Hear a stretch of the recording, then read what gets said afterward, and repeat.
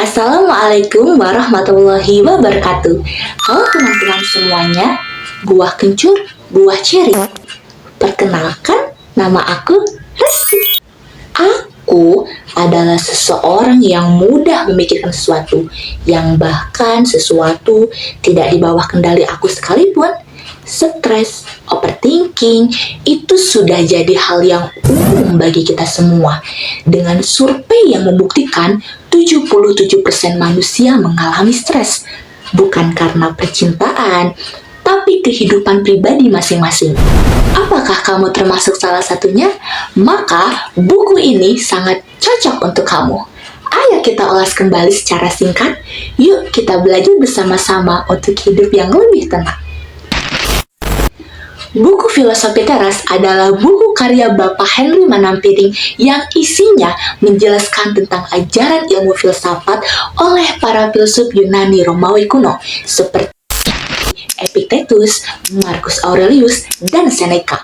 Ajaran ini disebut filsafat stoicisme. Adakah cara mengatasi kekhawatiran sehari-hari dan emosi negatif lainnya? Filosofi Teras mengajarkan hidup selaras dengan alam.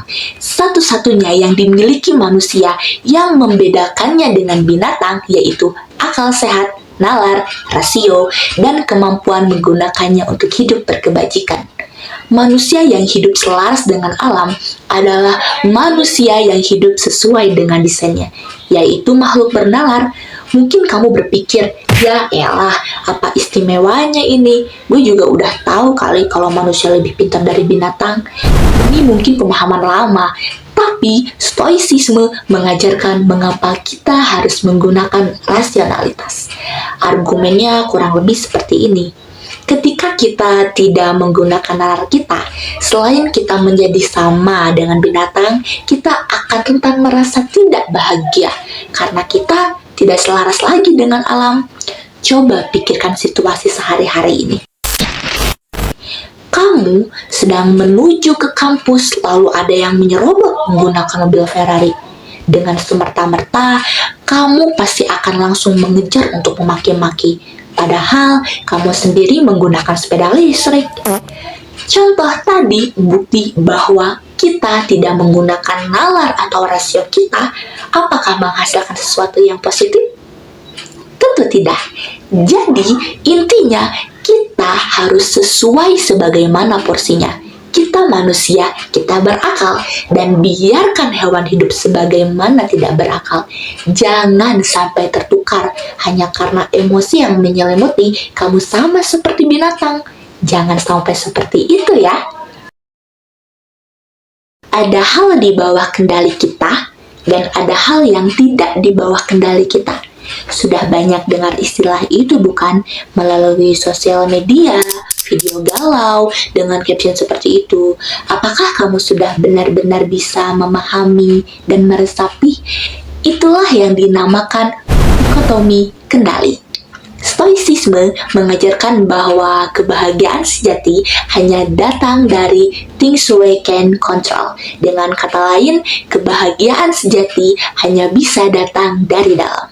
Sebaliknya, kita tidak bisa menggantungkan kebahagiaan sejati kepada hal yang tidak bisa kita kendalikan. Bagi para filsuf Stoa, menggantungkan kebahagiaan pada hal yang tidak bisa kita kendalikan itu tidak rasional. Contohnya, seperti menggantungkan kebahagiaan kepada karir, popularitas, pacar, kekayaan, itu semua bisa hilang. Dan ketika hilang, kita masih bisa bahagia. Semua resepsi tergantung bagaimana rasio dan nalar kita bekerja. Buang-buang waktu rasanya jika kita memusingkan, meratapi, atau terobsesi pada sesuatu di bawah kendali kita.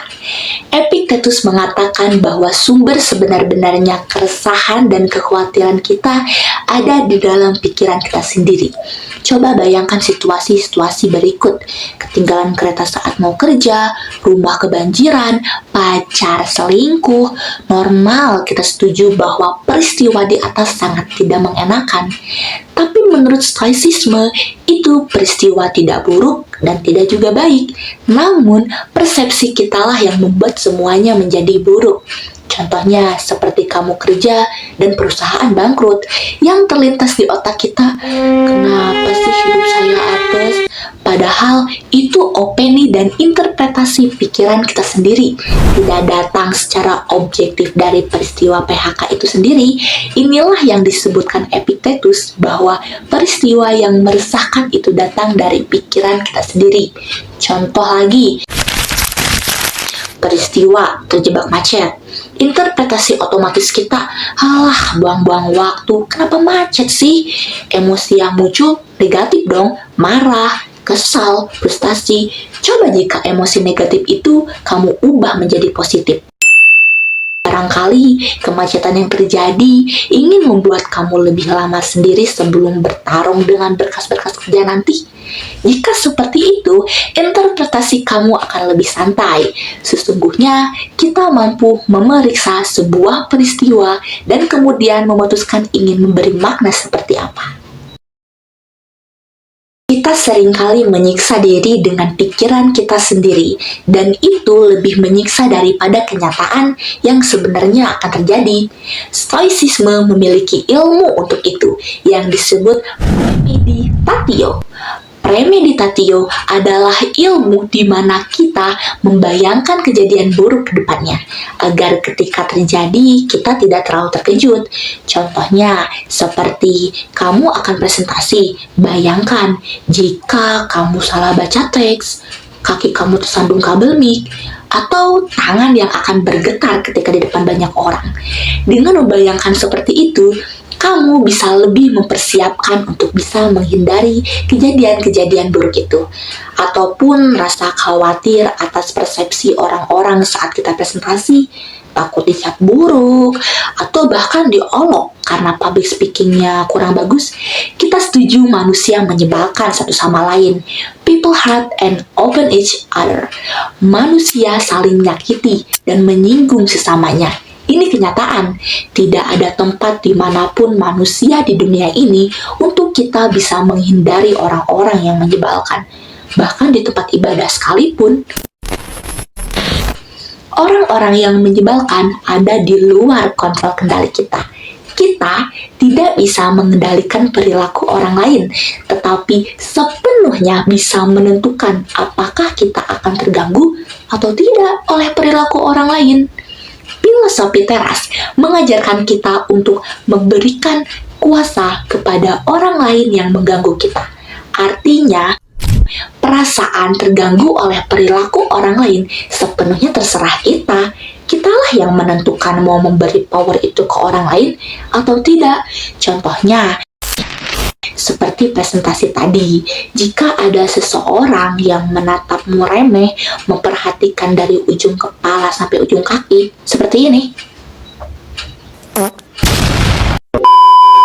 Jika kita terganggu oleh itu semua, stoicisme mengingatkan bahwa kitalah yang mengizinkannya. Kita harus cukup bahagia bahwa kita telah bertindak mengusahakan kehidupan yang baik untuk diri kita sendiri, tidak lebih dari itu. Jika seseorang sukses membuat kamu terprovokasi, sadarilah bahwa pikiran kamu pun ikut turut berperan dalam provokasi ini. Itulah pentingnya untuk tidak memberi respon secara impulsif. Berikan waktu sebelum bereaksi, maka akan lebih mudah bagi kamu memegang kendali atas diri kamu sendiri. Kita semua adalah kosmopolit, warga dunia. Kita semua berasal dari akar yang sama. Tidak ada alasan untuk membeda-bedakan suku, agama, ras, budaya untuk bisa bersikap manusiawi.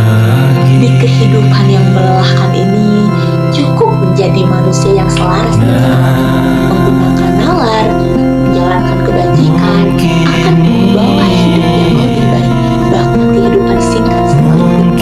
Apapun yang terjadi di dunia ini, diri kitalah yang memiliki kuasa interpretasi dan memberikan makna seperti apa. Jadi, jaga pikiran kita dengan baik ya, karena sesungguhnya yang membuat semua adalah reaksi negatif kita terhadap sesuatu itu. Mari hidup bahagia